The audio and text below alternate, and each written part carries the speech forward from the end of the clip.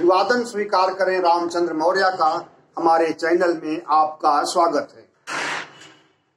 आज हम चर्चा करेंगे उत्तर प्रदेश चुनाव पर क्या, चुनाव के इतिहास पर। चुनाव का इतिहास ये कि 1952 में पहला विधानसभा चुनाव उत्तर प्रदेश में हुआ था और उस समय कांग्रेस को जीत मिली थी। कुल 425 सीटों पर चुनाव हुआ था और पहला मुख्यमंत्री के रूप में पंडित गोविंद बल्लभ पंत को अवसर मिला था। मई 1952 से दिसंबर 1954 तक पंडित गोविंद बल्लभ पंत उत्तर प्रदेश के मुख्यमंत्री रहे। इस बीच गुटबाजी के चलते, आंतरिक कलह के चलते 1954 में डॉक्टर संपूर्णानंद को दूसरा मुख्यमंत्री बनाया गया, लेकिन फिर भी गुटबाजी हावी रही। 1957 की दूसरी विधानसभा चुनाव में कांग्रेस जीती और दोबारा संपूर्णानंद को मुख्यमंत्री बनाया गया, लेकिन पंडित कमलापत त्रिपाठी, चंद्रभान गुप्ता के गुट ने बगावत की स्थिति पैदा कर दी थी। पार्टी में टूट का खतरा मंडराने लगा था। इसलिए दिसंबर 1960 में संपूर्णानंद को हटना पड़ा। बाकी बचे 2 साल के लिए चंद्रभान गुप्ता को मुख्यमंत्री बनाया गया था।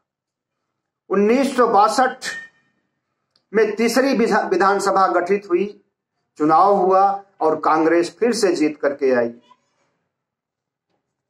और फिर से चंद्रभान गुप्ता को मुख्यमंत्री के पद पर आरूढ़ किया गया। पार्टी में विरोध के चलते 1963 में चंद्रभान गुप्ता को हटा करके सुचेता कृपलानी को मुख्यमंत्री बनाया गया था, जो उत्तर प्रदेश की पहली महिला मुख्यमंत्री थी। गुटबाजी के बावजूद उन्होंने कमान संभाल ली और पूरा कार्यकाल किया, मतलब बचा हुआ कार्यकाल पूरा किया। मार्च 1967 में चौथी विधानसभा का गठन हुआ, जिसमें पार्टी में टूट फूट का खतरा कुछ ज्यादा ही मंडरा रहा था और इस समय पंडित जवाहरलाल नेहरू भी नहीं थे। 1962 तक के चुनाव में तो पंडित जवाहरलाल नेहरू थे, लेकिन उसके बाद 1964 में उनका निधन हो गया था। 1967 में चरण सिंह के गुट ने बगावत की स्थिति उत्पन्न कर दी थी और किसानों को, पिछड़ी जातियों को लामबंद करने लगे थे। 1967 में मुख्यमंत्री चुने गए चंद्रभान गुप्ता को हटाने के लिए चौधरी चरण सिंह ने कमान संभाल ली थी।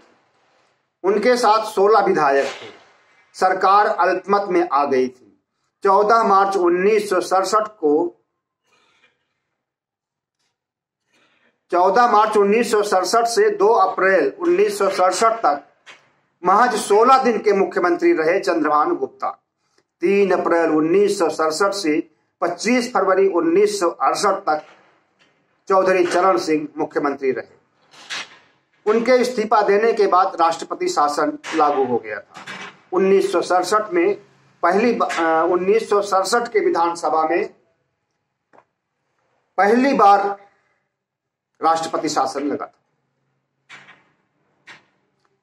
कार्यकाल पूरा नहीं हो पाया था।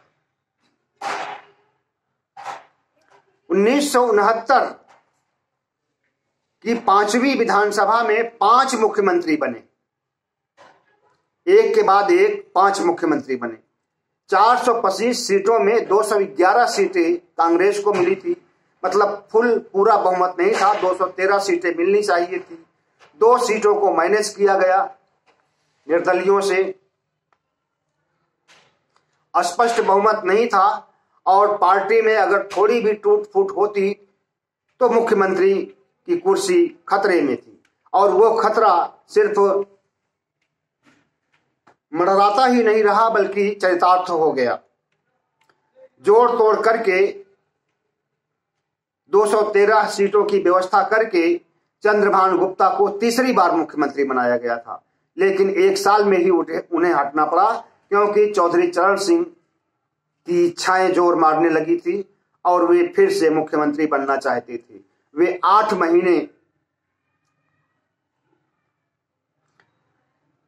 महीने मुख्यमंत्री रहे दूसरी बार चरण सिंह। अक्टूबर 1970 में जोड़ तोड़ करके त्रिभुवन नारायण सिंह को मुख्यमंत्री बनाया गया था। 3.5 महीने बाद उन्हें हटा करके कमलापत त्रिपाठी को मुख्यमंत्री बनाया गया। वह 2.25 साल तक डटे रहे, फिर राष्ट्रपति शासन लग गया। 1973 से मार्च 1974 तक बहुगुणा मुख्यमंत्री रहे। 1967 की विधानसभा में कुल 5 मुख्यमंत्री हुए। 1974 की छठी विधानसभा में कांग्रेस पार्टी को 425 में से 215 सीटें मिलती हैं और हेमवती नंदन बहुगुणा को 5 मार्च 1974 को दूसरी बार मुख्यमंत्री बनाया जाता है। 29 नवंबर 1975 तक रहे मुख्यमंत्री बहुगुणा जी, और इसके बाद 21 जनवरी 1996 से 30 अप्रैल 1977 तक नारायण दत्त तिवारी को अवसर दिया गया था। इस बीच कांग्रेस के खिलाफ मजबूत विकल्प के रूप में संयुक्त सोशलिस्ट पार्टी और भारतीय क्रांति दल का विलय करके लोकदल की स्थापना हुई थी। 25 जून 1975 को इमरजेंसी लागू होने के बाद देश में कांग्रेस के प्रति भारी आक्रोश था, इसलिए 1977 में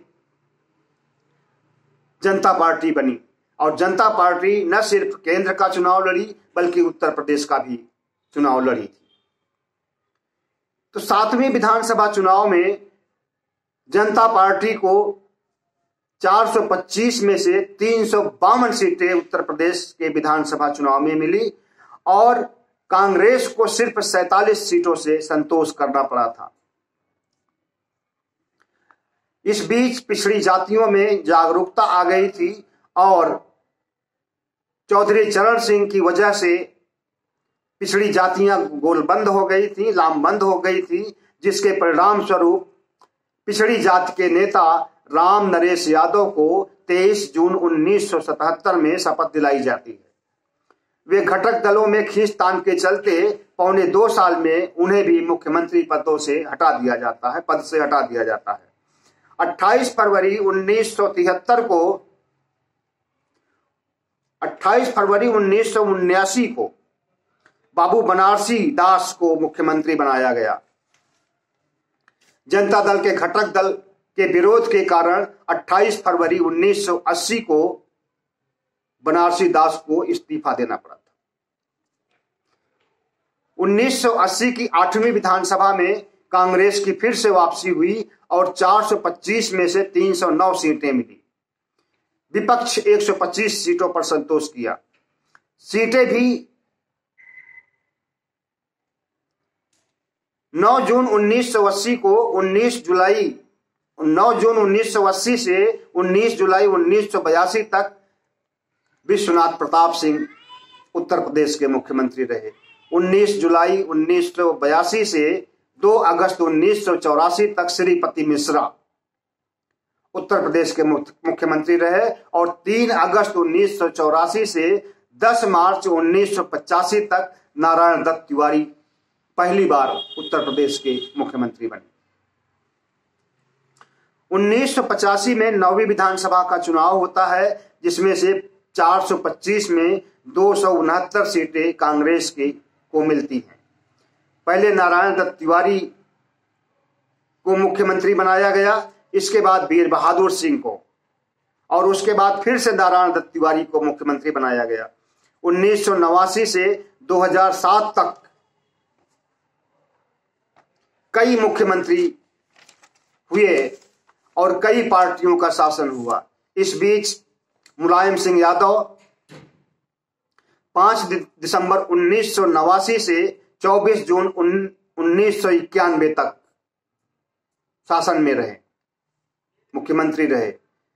दूसरी बार 4 दिसंबर 1993 से 3 जून 1995 तक और तीसरी बार 19 अगस्त 2003 से 13 मई 2007 तक मुख्यमंत्री के रूप में मुलायम सिंह यादव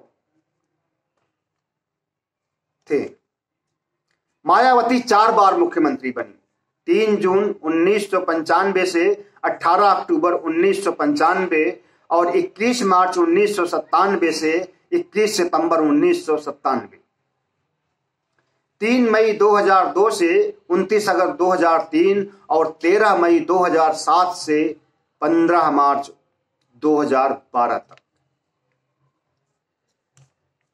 इस बीच भारतीय जनता पार्टी के भी कई मुख्यमंत्री बने और राष्ट्रपति शासन भी बीच बीच में लगता रहा। कभी मायावती, कभी भारतीय जनता पार्टी, कभी मायावती, कभी भारतीय जनता पार्टी।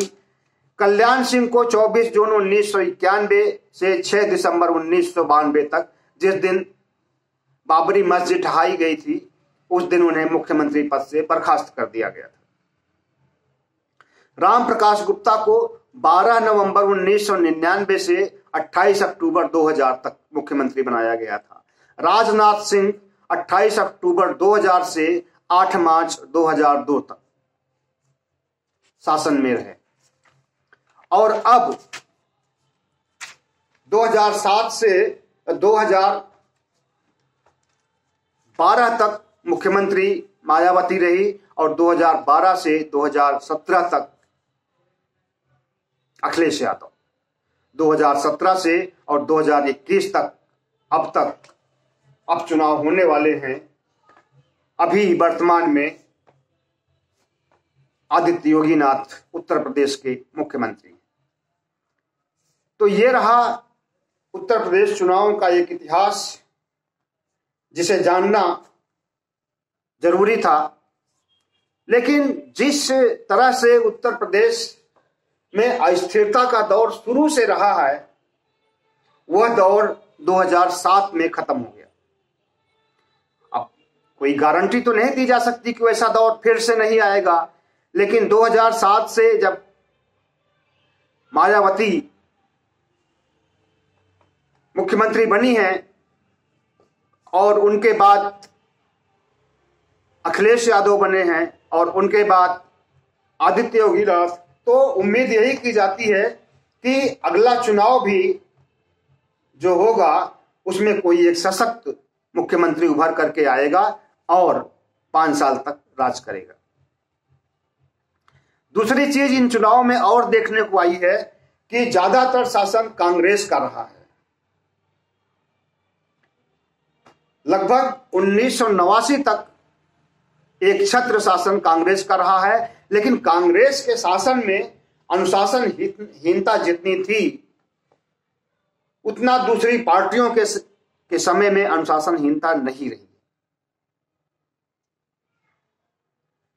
कांग्रेस के समय में ब्राह्मण, क्षत्रिय और पिछड़ों के बीच त्रिकोणीय संघर्ष हुआ करता था और उस संघर्ष में जिसकी जीत होती थी उसी को मुख्यमंत्री बनाया जाता था। कांग्रेस पार्टी में इस गुटबाजी को थामने का कोई मादा नहीं था और कोई ऐसा नेतृत्व उभर करके नहीं आया जो कि राष्ट्रीय स्तर पर पार्टी को अनुशासन के दायरे में रख सकता। अनुशासन के मामले में भारतीय जनता पार्टी शुरू में थी, लेकिन बाद में भारतीय जनता पार्टी में भी जब से मोदी राज स्थापित हुआ है, अनुशासन नहीं बल्कि डर और भय का माहौल है कि कोई अगर कुछ प्रधानमंत्री के खिलाफ, गृह मंत्री के खिलाफ कुछ बोल देगा तो उसकी कयामत आ जाएगी, इस डर से। लेकिन अब पार्टी में बहुत से चेहरे ऐसे उभर रहे हैं जो कि पार्टी नेतृत्व को खुल्ला चुनौती दे रहे हैं। सत्यपाल मलिक, वरुण गांधी, स्वामी सुब्रमण्यम स्वामी, नितिन गडकरी, ऐसे कई चेहरे हो गए हैं जो कि प्रधानमंत्री मोदी का खुल करके विरोध करते हैं और प्रधानमंत्री मोदी उन्हें हटा नहीं सकते हैं, न उनके पद से न उनके पार्टी के पद से। तो साथियों, उत्तर प्रदेश चुनाव में अब रणभेरी बज चुकी है और कोई पार्टी राष्ट्रवाद और धर्म को, धार्मिक मामलों को, सांप्रदायिक मामलों को अपना मुद्दा बना रही है, तो कोई पार्टी विकास के रास्ते पर जनता को सब जवाब दिखा रही है। लेकिन यह भी देखने में आया है कि 1989 के बाद कोई पार्टी दूसरी बार सत्ता में नहीं आई है और 2007 से तो ये सिलसिला हो गया है कि पहले मायावती, फिर अखिलेश यादव, अभी योगी की भारतीय जनता पार्टी। लेकिन भारतीय जनता पार्टी ने इन 5 सालों में जो कुछ किया है उसका खामियाजा उसे भुगतना पड़ रहा है और भुगतना पड़ेगा। पार्टी में सिर्फ वन मैन शो हो गया है, दिल्ली में भी और उत्तर प्रदेश में। उत्तर प्रदेश में योगी जी और दिल्ली में मोदी जी। तो फिलहाल अभी उत्तर प्रदेश ही चर्चा में है क्योंकि वहां पर चुनाव है और योगी आदित्यनाथ इतना शक्तिशाली होकर के उभरे हैं कि प्रधानमंत्री मोदी भी हाथ नहीं लगा सकते। अगर प्रधानमंत्री नरेंद्र मोदी की चलती तो कई महीनों पहले ही इन्हें सत्ता से हटा दिया गया होता और केशव प्रसाद मौर्य को मुख्यमंत्री बनाया गया होता। लेकिन नहीं, आरएसएस के दबाव के चलते नरेंद्र मोदी को झुकना पड़ा और अब प्रधानमंत्री नरेंद्र मोदी का भारतीय जनता पार्टी में कद वो नहीं रह गया है जो आज के 3 साल या 4 साल या 5 साल पहले था। अब प्रधानमंत्री नरेंद्र मोदी का जादू उतार पर है और दिनों दिन उतार पर ही जाएगा। किसान आंदोलन ने उन्हें और 4 पायदान नीचे ढकेल दिया है। तो लगता तो नहीं है कि उत्तर प्रदेश चुनाव भारतीय जनता पार्टी जीत पाएगी। जैसा माहौल है, जिस तरह से अखिलेश यादव की पार्टी में अन्य पार्टियों को समाहित किया जा रहा है और जिस तरह से उनकी प्रचार की शैली है, जिस तरह से उन्होंने पदयात्राएं कर रहे हैं, रैलियां कर रहे हैं, अपार समर्थन मिल रहा है, भीड़ को जुटानी नहीं पड़ रही है, स्वतः स्फूर्त भीड़ जुट रही है अपने से। तो ये सब देखते हुए अभी के हालात ऐसे लगते हैं कि उत्तर प्रदेश में